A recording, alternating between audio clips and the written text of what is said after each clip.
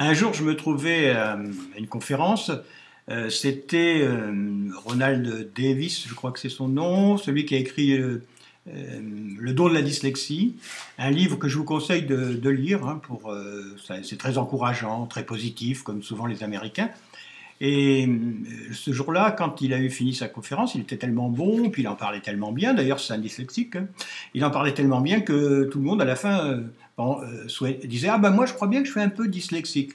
Et alors, pourquoi je parle de ça? Parce qu'aujourd'hui, c'est un peu ce qui se passe, c'est-à-dire que si un enfant, je ne sais pas, se trompe de direction, par exemple, ou un petit n'est pas très adroit avec ses gestes, alors bien sûr, s'il se trompe, il inverse les syllabes, etc.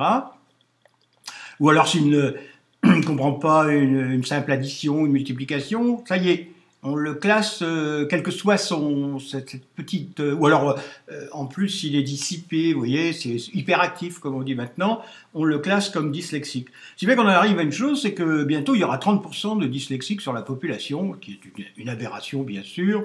Donc, attention, pensez que les enseignants ne sont pas préparés comment dirais-je, à évaluer si vraiment un enfant est dyslexique, même s'ils ont quelques notions.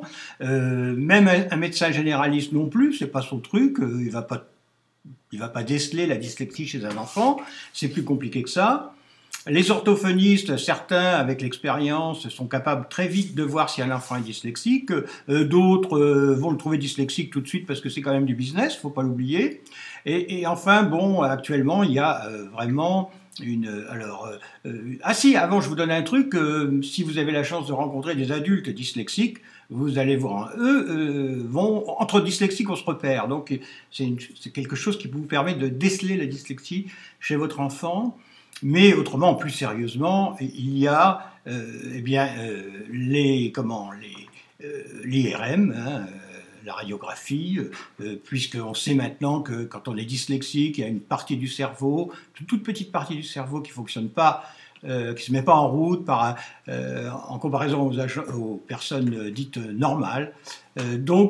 Voilà, faire très attention.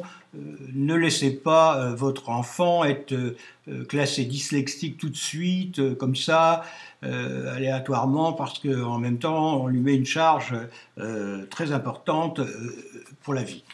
Un autre point que j'aborde aujourd'hui, on est à la veille des vacances, ce sont les séjours linguistiques. Alors, pour un dyslexique, c'est formidable.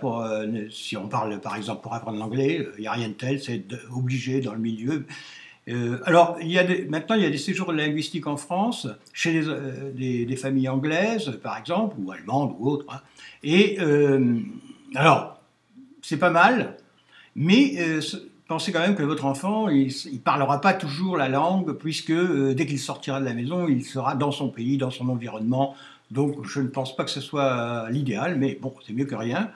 Et puis, dans l'idéal, c'est en immersion par exemple en Angleterre, en Allemagne, ou en Italie, ou en Espagne, mais surtout, et ça existe, en immersion dans des familles de dyslexiques, qui ont des enfants dyslexiques, où les adultes eux-mêmes sont dyslexiques. Pourquoi? Parce qu'ils seront beaucoup plus attentifs, beaucoup plus ouverts, et seront beaucoup plus performants, si je puis dire. On est beaucoup dans la performance, mais c'est sûr que dans une famille de dyslexiques, il y aura une attention particulière portée à vos enfants dyslexiques. Donc voilà, c'était un petit conseil que je voulais vous donner. J'ai pas eu la chance d'avoir ça dans ma vie, j'aurais bien voulu. Et voilà, merci.